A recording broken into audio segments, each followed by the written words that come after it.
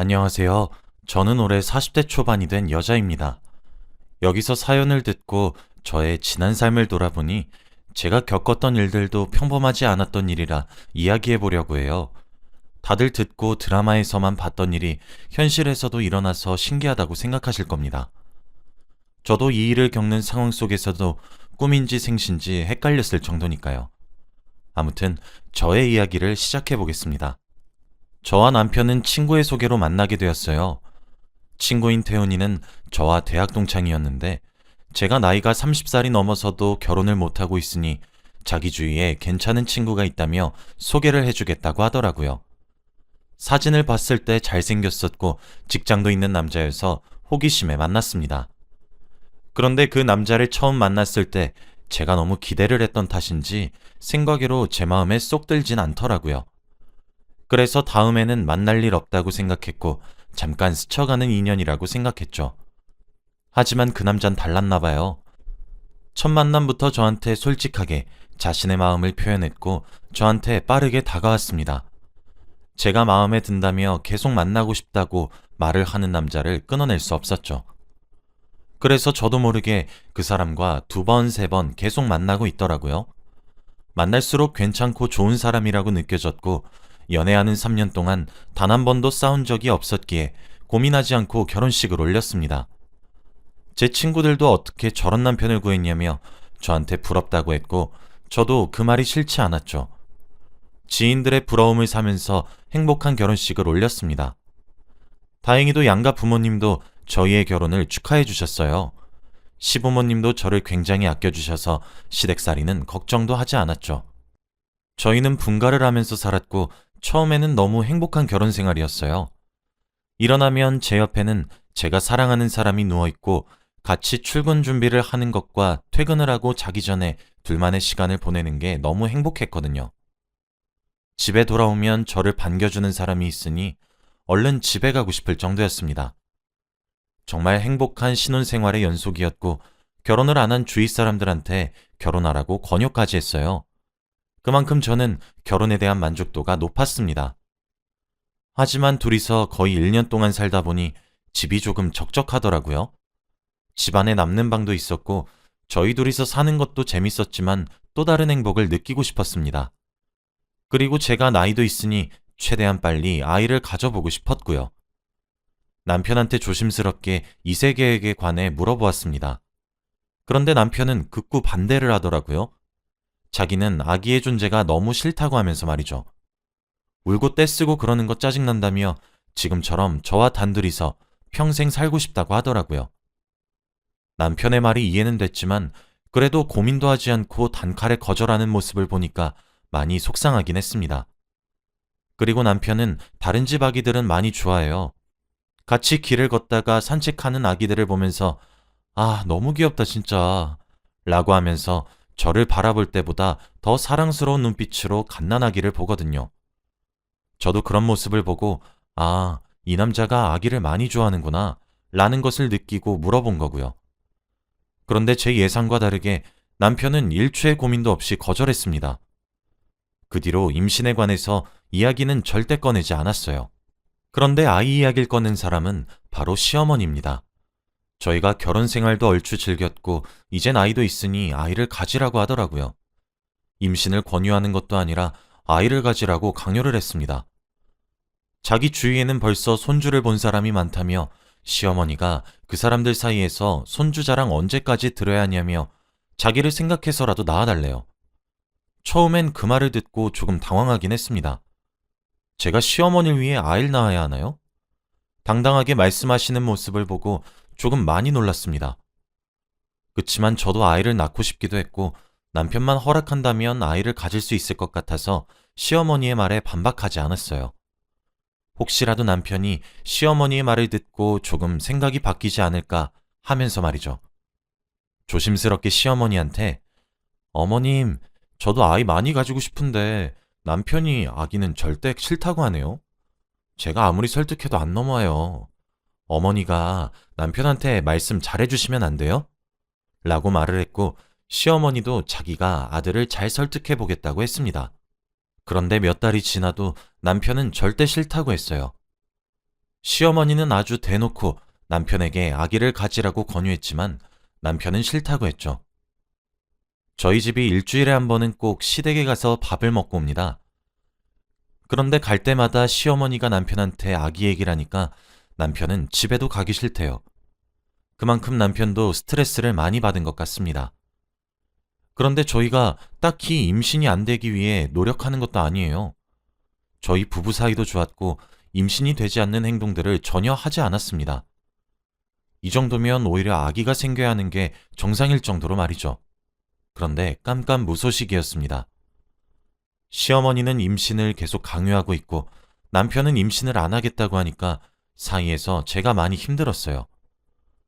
저는 아이를 낳고 싶었지만 남편이 그런 사소한 이유로 아이를 가지고 싶지 않다고 고집 피우는 게 이해가 되지 않았습니다. 시어머니는 날이 갈수록 독촉이 심해졌어요. 밤만 되면 전화가 오셔서는 오늘 나를 잡아라 라고 하면서 저희 부부관계까지 간섭하셨고 임신이 잘 되는 한약도 지어오셨고 저를 데리고 점집도 가셨죠. 남편이 그렇게 아이를 거부할수록 제가 더 고생했습니다. 하루는 제가 너무 스트레스도 많이 받고 힘들어서 남편한테 처음으로 소리를 지르면서 말을 했어요. 나도 너무 힘들고 지친다고 말이죠. 나를 봐서라도 아이를 낳으면 안 되냐고 거의 빌면서 부탁했습니다. 그런데 남편은 고민을 하더라고요. 아기 이야기만 꺼내면 바로 안 된다고 하던 사람이 갑자기 고민을 하니까 조금 놀라웠습니다. 그런데 고민 끝에 남편이 꺼낸 말은 정말 충격적이었어요. 여보, 나도 아이 낳고 싶고 당신이 이렇게 고생하는 거 정말 보기 힘들어. 그런데 내가 아이를 못 낳는 이유가 따로 있어. 원래 말 안 하려고 했는데 당신이 이렇게까지 고생을 하니까 어쩔 수 없이 말해야겠다. 사실 나 무정자증이야. 남편의 입에서 나온 말은 정말 충격적이었어요. 제가 몇 년 동안 만났던 이 사람이 이런 병을 앓고 있는지 상상도 못했습니다. 그리고 무엇보다 저한테 말 한마디도 없이 결혼을 한 거잖아요. 처음엔 충격도 컸지만 배신감이 더 크게 들었어요. 저한테 말 한마디도 없이 결혼하고 나서 자신의 병을 알려주는 건 사기 결혼이라고 생각했죠. 제가 너무 당황하고 화가 나서 말이 나오지 않고 있었는데 남편은 오히려 저한테 숨겨달라고 했습니다. 아직 부모님은 모르셔. 내가 이런 병이 있는 거 알면 많이 속상해 하실 거야. 그러니까 우리 둘 다 아이 낳을 생각이 없다고 말씀드리면 안 될까? 처음엔 그냥 아기 안 낳을 거라고 하면 포기하실 줄 알았는데 이렇게 당신 한약 먹이고 점집 가면서 당신 힘들어하는 거 보니까 당신한테 말해야겠더라고. 사실 나도 아이 너무 낳고 싶고 길 지나가는 아기들만 봐도 좋을 만큼 우리 애이세 낳고 싶지만 몸이 따라주지 않아서 지금까지 핑계대면서 아이 낳지 말자고 한 거였어. 부모님한테는 나 무정자증인 거 알리지 말고 그냥 당신 마음이 바뀌었다고 해. 그냥 아기가 낳기 싫어졌다고 해주라. 남편은 저한테 지금까지 말하지 못해서 미안하다는 사과 한마디 없었습니다. 처음으로 이 사람한테 배신감을 느꼈고 저 혼자서 아이를 낳는 기대를 했다는 게 너무 부끄러웠죠. 그치만 아이는 포기할 수 없었어요. 저를 닮은 제 아이를 너무 낳고 싶었거든요. 저는 혼자 오랜 고민 끝에 인공수정이라는 것을 알게 되었습니다. 남편한테 인공수정을 하는 건 어떻겠냐고 말을 했고 남편도 다행히 좋다고 했습니다. 바로 병원을 알아보았죠. 다행히 시어머니도 좋다고 하셨습니다. 그저 자신은 손주가 생겼으면 좋겠다고 하면서 말이죠. 드디어 저도 아이를 낳을 수 있다는 기대감에 기분이 잔뜩 좋아졌고 남편도 응원해 주었습니다. 몇 번의 시도 끝에 임신에 성공했습니다. 드디어 간절히 원하던 임신을 성공하고 나니까 세상이 달라 보이더라고요. 정말 행복하고 앞으로의 미래가 너무 기대되었습니다.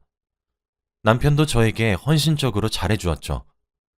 남편에게 처음으로 무정자증 소식을 들었을 때의 배신감은 잊은 지 오래였습니다. 너무 행복한 결혼 생활이었어요. 아이를 낳는 순간까지도 너무 행복했어요. 그리고 아이 얼굴을 본 순간에는 눈물이 터지고 말았습니다. 이 귀한 아이가 과연 제 뱃속에서 나왔다고 생각하니까 너무 감격스러웠거든요. 이제 셋이서 행복한 가정을 꾸릴 생각을 하니 기분이 좋았습니다. 그런데 아이를 낳고 집으로 돌아오니 집안 사람들이 조금씩 변하기 시작했어요. 시어머니는 처음부터 제가 다른 남자의 아이를 임신했다며 저를 안이 꽂게 보시고 멀리 하셨습니다.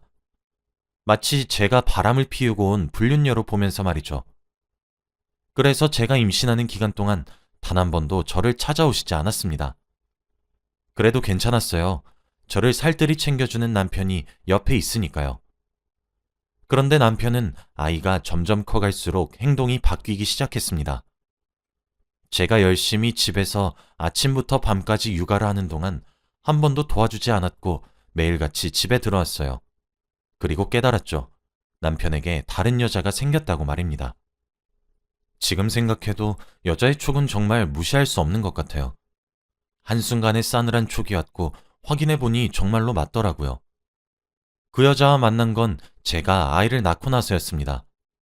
그때 아이가 태어난 지 돌이 지난 후였으니까 조금 오래된 편이었죠. 믿었던 남편의 배신에 저는 울면서 남편에게 말했어요. 지금 애 아빠가 다른 여자나 만나고 다니면서 가정을 내팽겨버릴 수 있냐고 하면서 말이죠. 그런데 남편의 대답은 충격적이었습니다. 나 사실 우리 아들 내 아이로 안 느껴져. 임신할 때는 얼굴을 모르니까 내 아들로 느껴졌지만 아이가 태어나고 자랄수록 나랑 생판 다르게 생긴 얼굴 보니까 정이 안 들더라. 그리고 당신 육아한다고 머리도 안 감고 잘 씻지도 않는 거 보니까 여자로 보이지도 않고. 내 피를 가지고 있지 않은 자식을 어떻게 내 자식이라고 생각해? 당신도 나 이해해줬으면 좋겠어. 남편의 말을 듣고 저는 정신이 번뜩 차려졌습니다. 지금까지 이 남자와 산 세월이 다 후회가 되었고 제가 결혼을 잘못했다고 말이죠. 당장이라도 이 사람과 이혼을 하고 제 아들을 데리고 나가고 싶었습니다. 아이가 커갈수록 이런 아빠 밑에서 자라게 된다면 사랑을 못 받고 자랄 것 같았거든요. 그래서 이혼을 하겠다고 남편과 시부모님에게 말씀드렸어요. 그런데 시어머니는 오히려 좋아하셨습니다. 그래? 이혼 얘기 왜 이제야 꺼내나 싶다. 이혼할 사이니까 얘기할게. 우리 아들한테 들어보니까 너 자궁이 약해서 임신 못했던 거라며? 어떻게 그런 비밀이 있으면서 말 한마디도 안 했니? 너 때문에 한약 찍고 점집 다니느라 쓴 돈이 얼만데 어떻게 네 얘기는 쏙 빼고 오로지 남편 때문에 임신을 못하는 거라고 말을 하니? 너도 정말 이기적인 애였구나. 너 같은 건 우리 집에 있을수록 독이니까 얼른 네 아들 데리고 나가.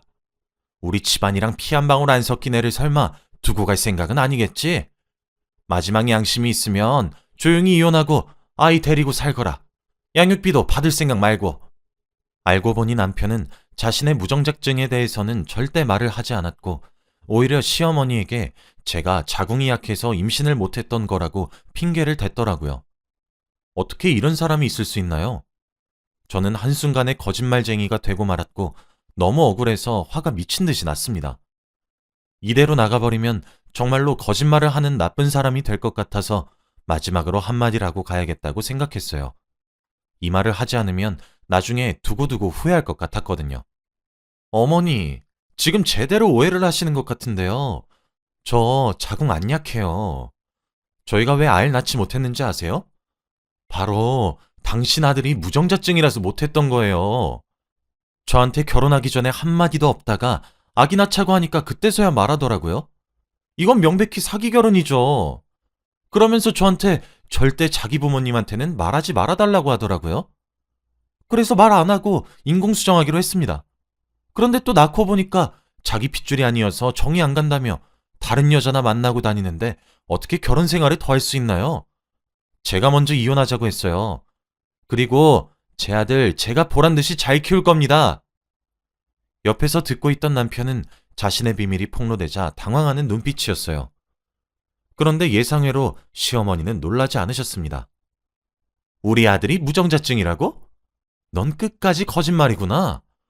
어디서 이런 천박한 계집애를 데리고 와서는. 그리고 우리 아들이 다른 여자를 만나고 있어? 듣던 중 반가운 소리구나. 오히려 너 나가고 새로운 며느리 더 일찍 볼 수 있어서 좋네. 그 아이 데리고 와서 우리 집안 핏줄 섞인 아이 낳아서 잘 살 테니 당장 여기서 나가렴. 다신 얼굴 보고 싶지 않으니까 썩 나가거라. 시어머니는 제 말을 전혀 믿지 않으셨고 저를 내쫓았습니다. 끝까지 저를 거짓말쟁이로 알고 있는 사람한테 굳이 마음을 돌리고 싶지 않네요. 이젠 다시 볼 사이가 아니니까요. 그리고 남편과 만나고 있는 그 여자가 어떻게 임신을 할 수 있겠습니까?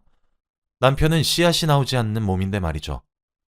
나중에 뒤늦게라도 시어머니가 남편의 비밀에 대해 알 생각을 하니까 조금 기대되긴 했습니다. 저는 아들을 데리고 친정집에 와서 살게 되었어요. 그리고 부모님께 제가 겪었던 일에 대해서도 다 말씀드렸더니 이혼 정말 잘했다고 했습니다. 조용히 합의 이혼으로 진행해서 빨리 끝낼 수 있었거든요. 아들을 키우는 건 다행히도 부모님께서 도와주셔서 나름 수월했습니다. 그리고 다시 복직도 하고 육아도 하면서 바쁜 일상 속의 연속이었죠. 아이는 점점 커져갔고 저도 이 생활에 조금씩 적응해 나가고 있었습니다. 그동안 전 남편과는 단 한 번의 연락도 주고받지 않았죠. 그래서 어떻게, 어디서 뭐라고 사는지 전혀 알지 못했습니다. 저는 양육비도 받지 않았어요. 그런 사람한테 아이의 양육비를 줄 권한도 주고 싶지 않았거든요. 오랜만에 일을 하면서 사람들도 만나고 하니까 살아있는 듯한 느낌이 들어서 너무 만족스러웠습니다. 이제야 숨통이 트이는 것 같고 이혼하기 정말 잘했다는 생각이 들었거든요. 그렇게 행복한 나날들의 연속이었는데 얼마 전 친구에게서 연락이 왔습니다. 바로 저에게 전 남편을 소개시켜준 태훈이라는 친구였죠.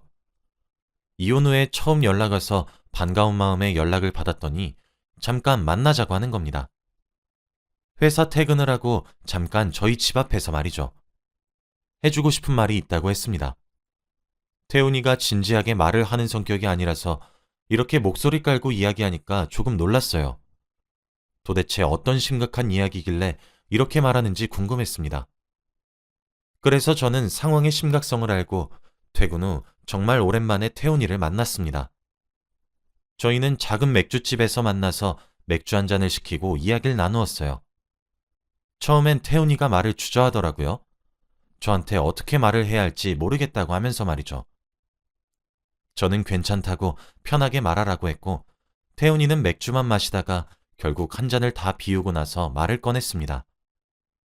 태훈이가 저한테 하는 말은 바로 전 남편에 관한 이야기였어요.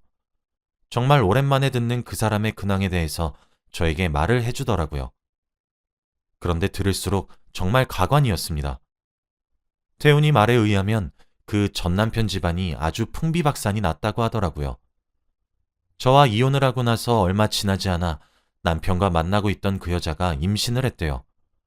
그래서 그 집안 사람들은 오히려 좋다며 그 여자에 대해서 제대로 알아보지도 않고 결혼을 시켰다고 합니다. 그 집안 사람들은 그때까지 제가 남편이 무정자증이라고 거짓말을 했다고 생각했고요. 그리고 아이를 낳았는데 아이가 자랄수록 전 남편의 얼굴과 굉장히 달랐다고 합니다. 그래서 몰래 친자 검사를 했더니 다른 사람의 아이였다고 해요. 알고 보니 그 여자는 남자친구가 따로 있었고 지낼 곳이 필요해서 전 남편을 속이고 결혼한 거라고 합니다. 그리고 다 같이 병원에 가서 남편의 무정자증에 대해 검사해보니 정말로 그 병을 앓고 있는 게 맞았다고 해요. 전 시어머니는 쓰러지셨다고 합니다. 그렇게 그 집안은 풍비박산이 났다고 하더군요. 그 말을 듣고 드라마 한 편을 본 것 같아서 너무 놀라웠지만 무엇보다 정말 통쾌했습니다. 제가 그렇게 무정자증 이야기할 때는 거짓말이라고 오히려 화를 내셨으면서 이제서야 알게 되어서 너무 기뻤죠. 그리고 저 내쫓았을 때 오히려 다른 여자 만나서 좋다고 그렇게 말씀하셨으면서 이렇게 뒤통수 당하니 너무 고소했습니다. 태훈이는 얼마 전에 저와 전 남편이 이혼했다는 소식을 들었고 그래서 전 남편을 만나서 이 이야기를 다 들었다고 합니다. 그러면서 저한테 하는 말이 정말 충격적이었어요. 사실 오늘 네 전 남편이 너 보고 싶다고 자리 만들어 달라고 해서 부른 거야. 진짜 미안해. 지금 걔 이 가게 근처래. 너한테 미안하다고 사과하고 싶다고 하더라. 저는 그 친구한테 한마디의 이야기도 전해 들은 것도 없이 전 남편을 만나야 했습니다. 제 의견도 안 물어보고 멋대로 전 남편을 부른 친구에게 화가 났지만 화를 낼 틈도 없이 전 남편이 가게에 도착했어요. 몇 달 만에 본 얼굴은 예전과 달리 많이 상해 있었습니다. 그리고 제 옆에 앉았고 태훈이는 자리를 뜨더라고요. 그러면서 저한테 미안하다고 사과를 하기 시작했습니다. 정말 미안하다고, 잘못했다고 하면서 말이죠.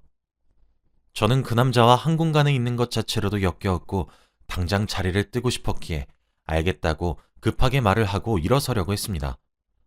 제가 의자에서 일어나니 대뜸 저에게 안기더라고요. 저한테 안긴 채로 여보, 나 여보 못 잊었어.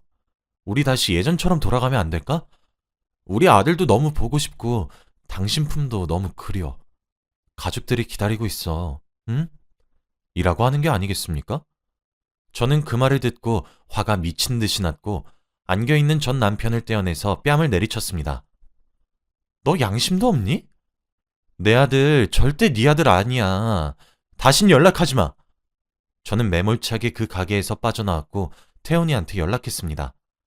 그리고 다시는 보지 말자고 연락했어요. 저한테 한마디의 상의도 없이 그런 약속을 잡는 건 저에 대한 예의가 아니라고 생각했거든요. 저는 집으로 돌아와서도 화가 가라앉지 않았습니다. 그리고 태훈이와 전 남편으로부터 연락이 굉장히 많이 왔는데 둘 다 차단했죠. 저는 그 뒤로 그 둘을 만난 적이 없습니다. 보고 싶지도 않았어요. 양심도 없이 자기 즐길 거 다 즐겨놓고 저한테 다시 돌아와 달라고 한다뇨. 양육비도 한번 보낸 적 없으면서 아들이 보고 싶다뇨. 정말 말도 안 되는 소리죠. 저는 이혼 후 더 강해졌고 이런 일에 약해지지 않을 수 있게 되었어요. 역시나 엄마의 힘은 남다르더라고요. 그날 이후로 아들에게 더 애정과 사랑을 표현하고 있고 행복하게 살려고 노력 중입니다. 지금 생각해도 이혼하기를 정말 잘한 것 같아요. 지금 바람은 혹시나 아이가 커서 아빠를 보고 싶어 할까봐 걱정인데 절대 둘이 만나지 않았으면 좋겠습니다. 제 이야기는 여기까지예요.